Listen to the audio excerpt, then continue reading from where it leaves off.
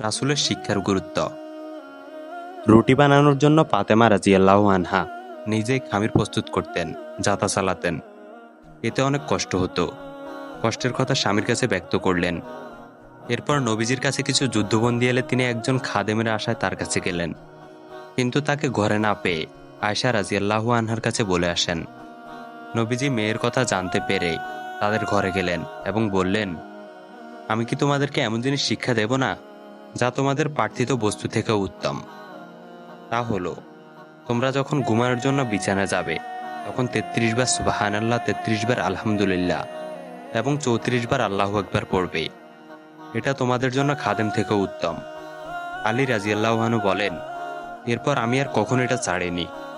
তাকে প্রশ্ন করা হলো, সিফফিন যুদ্ধের রাতেও কি ছাড়েননি? বললেন, সেই রাতেও ছাড়েনি। সিফফিনের যুদ্ধ কত ভয়াবহ ছিল সবারই জানা। এরকম যুদ্ধের রাতেও আলী রাদিয়াল্লাহু আনহু নবীজির শেখানো আমল ছেড়ে দেননি। সাহাবায়ে কেরাম নবীজির শিক্ষাকে কত গুরুত্ব দিতেন, কেমন করে মানার চেষ্টা করতেন।